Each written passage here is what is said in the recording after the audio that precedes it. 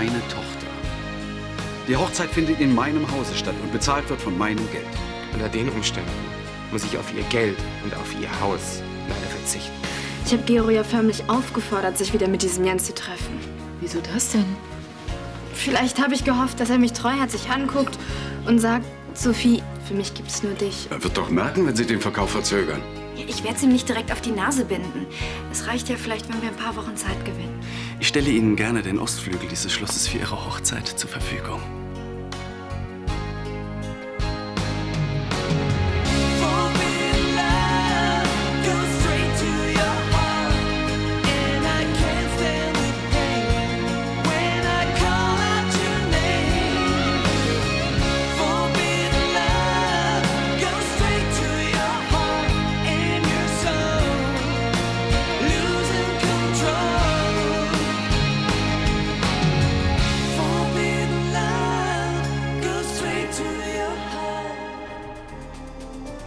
Mein Vorschlag kommt vermutlich ziemlich überraschend für Sie.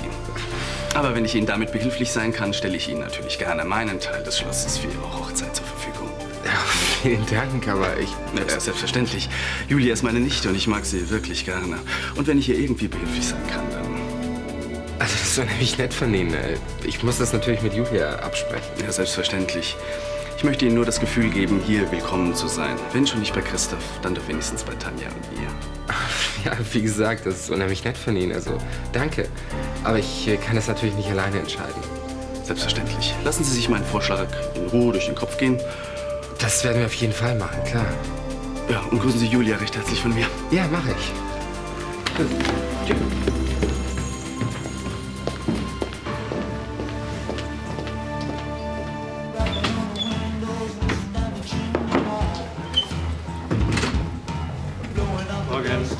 Guten Morgen. Hey, was geht denn hier ab? Hm? Heimlicher Verehrer. Also so heimlich macht das ja nicht gerade. Kennst du den Typen? Nur vom Sehen, aber was nicht ist, kann ja noch werden. Darf ich dich daran erinnern, dass du mit Gero zusammen bist? Ach komm, so eine richtige Beziehung haben wir sowieso nie gehabt. Und im Moment haben wir halt ein paar Probleme. Das Problem sitzt nicht zufällig da am Tisch? Das Problem nicht, aber vielleicht die Lösung. Vielleicht muss Gero mal merken, dass ich auch Chancen bei anderen Typen habe. Du willst Gero doch nicht etwa eifersüchtig machen. Warum nicht? Weil das ein Scheißspiel ist. Kann ich einen Kaffee haben? Ja, ich komme gleich. Der Zweck heiligt die Mittel. Sophie, mach keinen Mist. Warum redest du nicht einfach mit Gero? Das fände ich viel fairer. Ach, das ganze Gequatsche bringt doch nichts. Wir führen eine moderne Beziehung. Mit Milch und Zucker? Viel Zucker. Ich mag's süß. Oh. Aha, und warum greifst du dann auf diese altmodische Eifersuchtsmasche zurück? Das ist ja wohl meine Sache.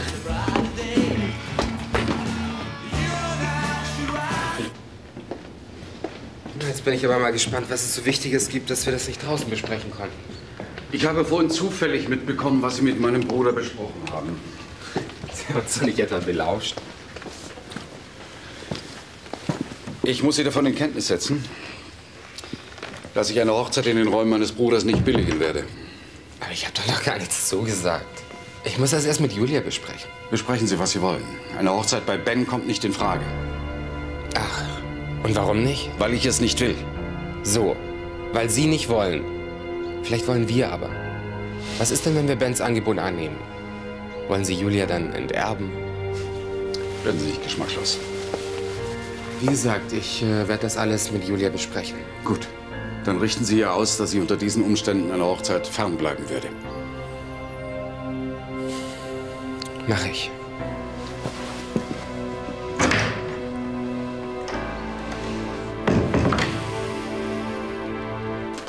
Mr. Davidson, darf ich Ihnen meinen Mann vorstellen? Graf von Anstetten, Mr. Davidson. Schönen guten Tag. Nice to meet you. Oh, where do you come from? Oh, I'm American. But wir können Deutsch sprechen. Meine Großmutter kommt aus Neuss. Ja, bitte nehmen Sie doch Platz. Oh, thank you. Ich habe dir ja schon beim Frühstück erzählt, dass Mr. Davidson sich für Friedenau interessiert. Ihre Frau hat recht. Dieses Schloss ist unglaublich. Schön, dass es Ihnen gefällt. Sie können sich nicht vorstellen, wo ich schon gesucht habe. England, Frankreich. But alle schöne Schlösser sind not for sale. And the rest, you can forget about it. Aber zum Glück ist er Mitglied im Rotary Club. Yes. Dort habe ich erfahren, dass Friedenau verkauft wird. Darf ich Sie etwas fragen? Ja, bitte? Warum? Und das hat ausschließlich familiäre Gründe. Oh, I see. Mr. Davidson? Oh, gerne. Mehr? Mhm. Oh, thanks. Da ich annehme, dass Sie nicht gerne die Katze im Sack kaufen möchten. Cat? No, buying a pig in a poke. Würde ich vorschlagen, dass wir gleich noch einen kleinen Rundgang machen. Yeah. Wonderful idea. Sie entschuldigen mich. Wir könnten ja schon mal ohne dich anfangen. Du hast doch nichts dagegen, oder? Ich komme dann gleich nach, falls es Ihnen nichts ausmacht. Bei so einer wunderschönen Begleitung. Wenn Sie mir folgen wollen. See you. Bye. Anstetten? Voilà. Danke. Arbeitest du eigentlich schon lange hier? Ja, schon ein ganzes Weilchen. Und? Wie gefällt's dir? Oh, so lala. Und du, erzähl doch mal was über dich. Tja, Hi. Ah, das ist übrigens Gero, ein guter Freund von mir. Freut mich. Ich bin Thorsten. Hallo. Gero studiert Medizin im 36. Semester. Medizin. Das wollte ich auch mal machen. Und? Warum hast du es nicht? Wegen meinem Alten. Der bestand darauf, dass ich BWL studiere, damit ich mal seinen Laden, seine Firma übernehmen kann. Es ist leider schon Mittag und ich muss in die Küche. Oh, vielleicht kann ich dir helfen. Ich glaube, das mache ich ganz schnell alleine. War nur ein Angebot. Ja, darauf komme ich gerne ein anderes Mal zurück. Wie wär's denn heute Abend? Wie? Du willst mir heute Abend in der Küche helfen? Auch, aber viel lieber würde ich dich mal außerhalb von Küche und Kneipe treffen. Gern. Wir können uns ja heute Abend irgendwo treffen. Vielleicht zu viert. Oh, nee, ich weiß nicht. Hey, ist doch eine super Idee. Also ich bin dabei. Du bringst deine Freundin mit und dann machen wir einen drauf. Gero, sei einmal spontan. Wir können ja mal so ganz spontan telefonieren heute Abend. Nichts da. Thorsten und ich kommen einfach bei dir vorbei und dann sehen wir mal weiter. Hm? Also gut, von mir aus. Machen wir uns eben einen netten Abend zu viert. Hm? Christoph, wir sollten noch mal über den Preis reden, den wir für Friedenau verlangen können. Bevor wir über irgendetwas reden, möchte ich dich bitten, dich aus Julias Hochzeit rauszuhalten. Aber ich mische mich doch nicht ein. Ich habe lediglich einen Vorschlag gemacht. Ich rate dir, treib's nicht auf die Spitze. Immer mit der Ruhe, Bruderherz. Warten wir doch zuerst einmal die Entscheidung der beiden ab. Ach, Christoph, was ich dir noch sagen wollte. Der Gutachter hat eben angerufen. Danzig ist zu dem Ergebnis gekommen, dass Friedenau gerade noch mal 12 Millionen wert ist. Wie bitte? Ja, du hast richtig gehört. Das sind 6 Millionen weniger, als du wolltest. Und für diese lächerliche Summe willst du Friedenau verkaufen? Genau. Das ist doch kompletter Schwachsinn. 12 Millionen. Von deinen restlichen 6 Millionen wirst du dir wohl noch ein anderes nettes Häuschen kaufen können. Hm?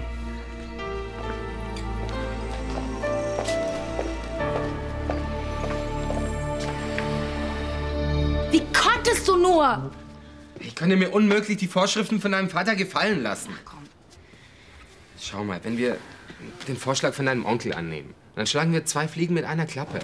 Wir feiern auf Friedenau und wir feiern so, wie wir wollen. Dein Plan hat nur einen kleinen Schönheitsfehler. Ich stehe ohne Brautvater da. Kannst du nicht Arno fragen? Oh, bitte, das ist nicht dein Ernst. Es wäre eine Möglichkeit, über die wir zumindest mal nachdenken können. Nein, ich heirate nicht ohne Christoph. Ich lass mir aber auch nicht von deinem Vater die Pistole auf die Brust setzen. Das hat er doch überhaupt nicht. Er Er hat es doch nur gut gemeint und er wollte ein paar Verbesserungsvorschläge machen. Von wegen, er hat mich behandelt wie ein kleines Kind. Ja, wahrscheinlich hatte er auch Grund dafür. Was soll das denn heißen? Dass du ein bisschen mehr auf seine Wünsche hättest eingehen können, wenn er schon bezahlt. Na prima, dann willst du also auch seine Taufkapelle und dass unsere Gäste seine Hausmannskost vorgesetzt kriegen, ja? Tilda kocht hervorragend. Mein Partyservice auch. Tim, es reicht. Ja, mir reicht schon lange. Deine Familie geht mir jetzt schon auf die Nerven. Wir sollten es nicht noch schlimmer machen. Ja, tut mir leid.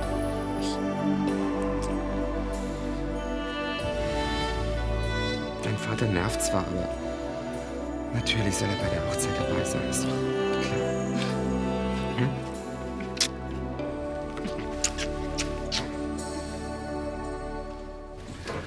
Wie gesagt, wegen des Wasserschadens brauchen Sie sich keine Gedanken zu machen. Die Folgeschäden beschränken sich nur auf den Kellerbereich. Alles Übrige ist intakt. Und außerdem kommen wir Ihnen diesbezüglich entgegen, was den Preis betrifft. Das ist sehr nett. Ich brauche die Keller sowieso nicht. Ja, recht haben Sie. Ich halte mich da auch nicht so gerne auf. Oh, Christoph, du kommst wie gerufen. Mein Bruder, Christoph von Anstetten, Mr. Timothy Davidson. Mr. Davidson beabsichtigt, Friedenau zu kaufen. Aha. Sie sind Amerikaner. Ja, from Virginia. Und Sie wollen hier wohnen? Ich liebe Europa, aber ich mache meine Geschäfte in die Staaten. Warum wollen die das Anwesen überhaupt kaufen? Ich habe überall gesucht, aber ich habe nichts Schöneres gefunden. Ja, das kann ich nachvollziehen.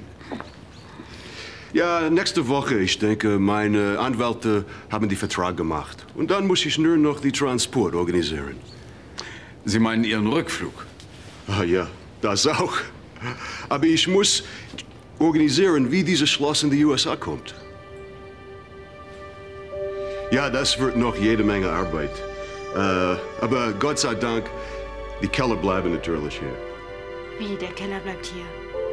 Oh, wir machen das wie bei die London Bridge. Wir tragen die Schloss ab und wir bauen das wieder auf in Amerika, in meinem Grundstück. Und Sie meinen, dieses Anwesen passt in Ihren Garten? Auf meiner Ranch in Virginia passen Souvenirs von halb Europa. Am liebsten hätte ich noch Neuschwanstein oder Sanssouci mitgenommen. Ja, da müssen Sie ja jetzt nur noch die Damen und Herren vom Denkmalsschutz von Ihrer Idee überzeugen. Denkmal, what? Ich glaube, wir müssen ja einiges klarstellen. Sagst du es ihm? You know, Friedenau steht unter Denkmalschutz. That means, es darf nichts verändert werden. Das will ich überhaupt nicht. Mein Bruder meint, hier muss ein Stein auf dem anderen bleiben. Sie meinen, ich kann dieses Schloss nicht mit nach Amerika nehmen? Ich fürchte, das wird nicht möglich sein. Aber warum haben Sie nicht mich gesagt? Ich konnte ja nicht ahnen, dass Sie sowas vorhaben.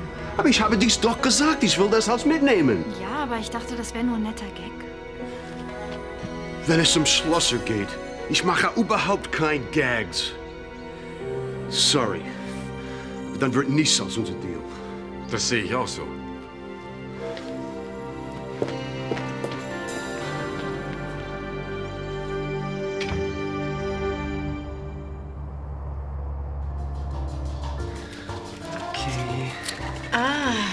Also Gero ist für mich ja der ideale Freund. Er ist nett, aufmerksam, verständnisvoll. Wir können jede Menge Spaß miteinander haben und wenn wir zusammen ausgehen, kann ich trotzdem mit anderen flirten.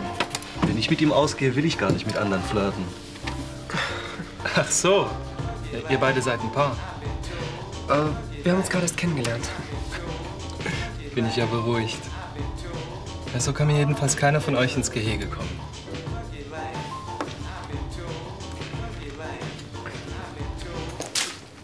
Dieser Davidson war ja wohl ein Schuss in den Ofen.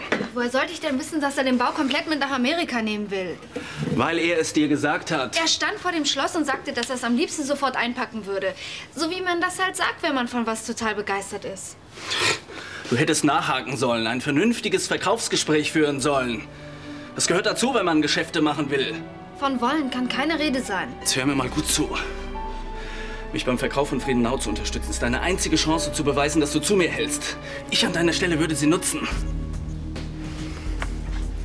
Wen rufst du an? Auf jeden Fall jemanden, der Friedenau nicht in seinen Koffer packen will.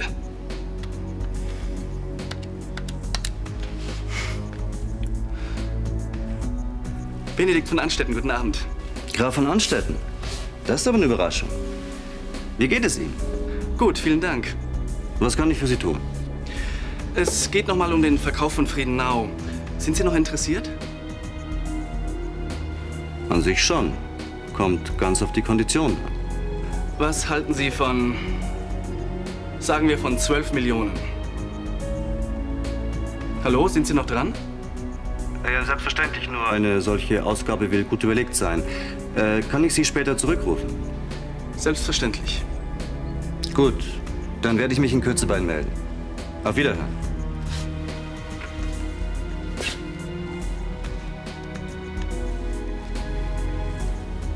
Stern hier. Frau von Anstetten? Ja. Benedikt von Anstetten hat gerade angerufen. Ja, er hat mir Friedenau für 12 Millionen angeboten. Was? Heute noch? Ja, wie Sie wünschen. Ich werde Ihrem Schwager meine bzw. Ihre Antwort zukommen lassen.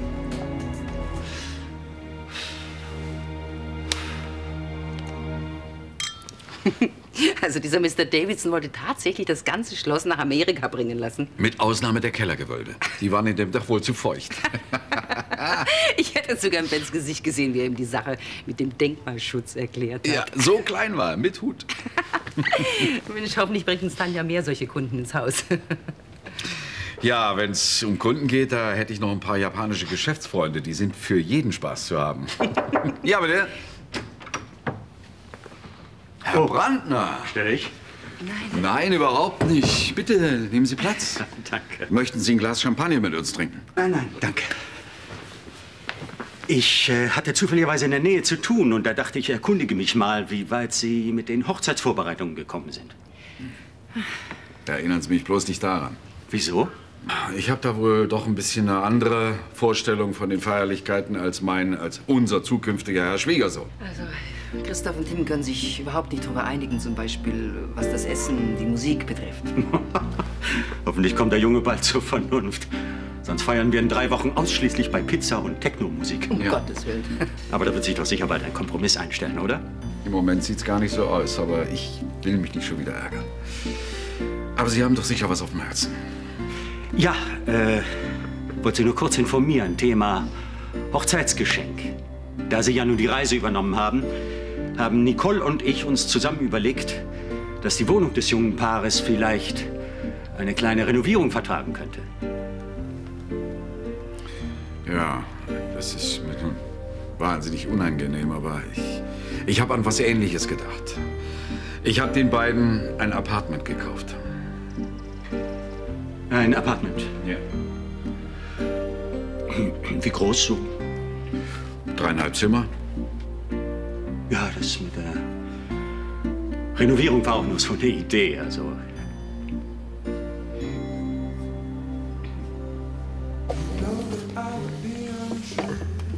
Was denkst du?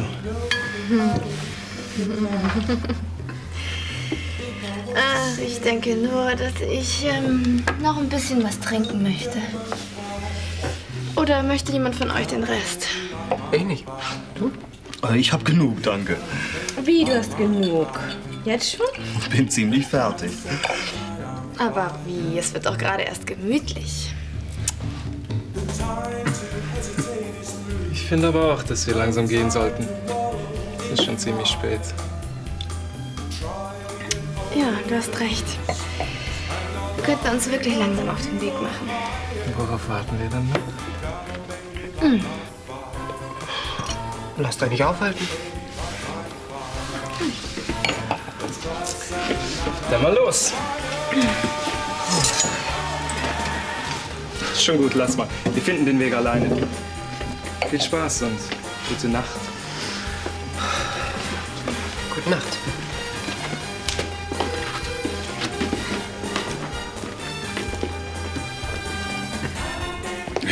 Wegen des Apartments, das tut mir leid. Wir hätten uns einfach früher darüber unterhalten sollen. Ach, schon gut. Bleibt mir ja genug Zeit, mir was anderes auszudenken. Größere Wohnung ist für die beiden sicher auch sehr viel sinnvoller. Das allein zählt. Also, dann gute Nacht. Gute Nacht. Nacht. Und liebe Grüße an Ihre Kinder. Ja, danke.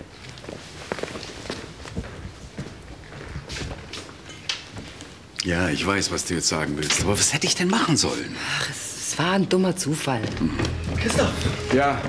Ich habe einen Käufer für Friedenau gefunden. Ach, schon wieder. Du erinnerst dich doch bestimmt an Tobias Stern. Ja, was ist mit dem? Ich habe ihm Friedenau für 12 Millionen angeboten und er hat akzeptiert. Wir treffen uns jetzt morgen Vormittag beim Notar für die notwendigen Details des Verkaufs. Ich hoffe, du kannst diesen Termin so kurzfristig einrichten. Fein. Ja, dann sehen wir uns morgen.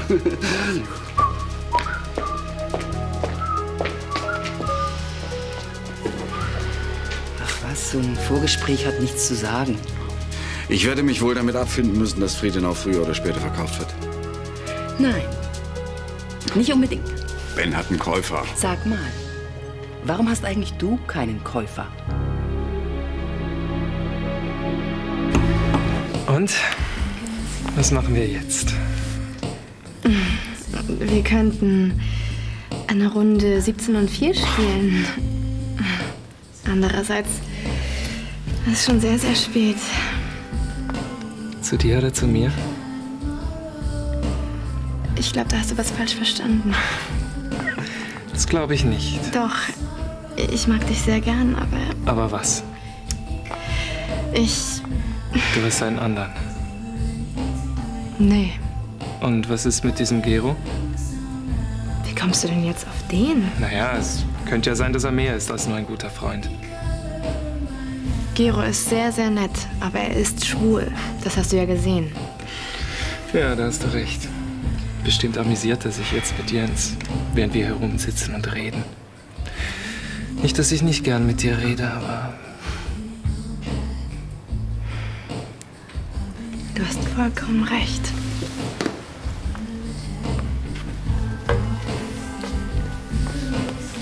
Wir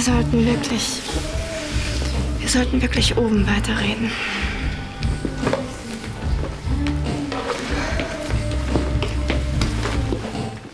Danke.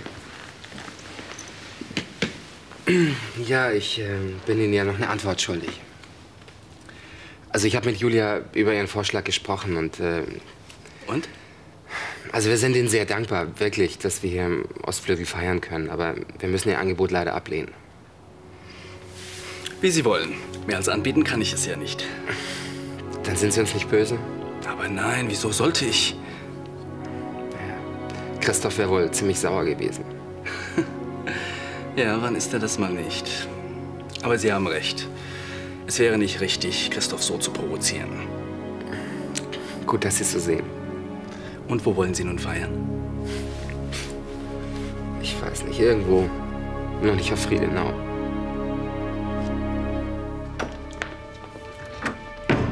Entschuldigen Sie, dass ich Sie so spät herbitte. Schon gut. Ich mache es ganz kurz, aber da Ben diesen Tobias Stern offensichtlich davon überzeugte, das Schloss zu kaufen... Können wir bald die Koffer packen, ja? Ich würde nichts überstürzen. Der Deal ist so gut wie gelaufen. Aber nichts ist gelaufen. Der Vertrag ist noch gar nicht unterschrieben. Wir müssen den Verkauf einfach hinauszögern. Und wie? Es müsste noch jemand auftauchen, der Friedenau kaufen möchte. Wer soll das sein? So eine Art Strohmann, der so tut, als wenn er noch mehr als 12 Millionen bezahlen würde. Aber früher oder später wird Ben doch merken, dass er nur hingehalten wird. Bis dahin ist uns bestimmt was Besseres eingefallen. Und wenn er misstrauisch wird, bevor uns was eingefallen ist? Das wird er nicht. Wieso sind Sie sich da eigentlich so sicher? Weil Sie das verhindern werden.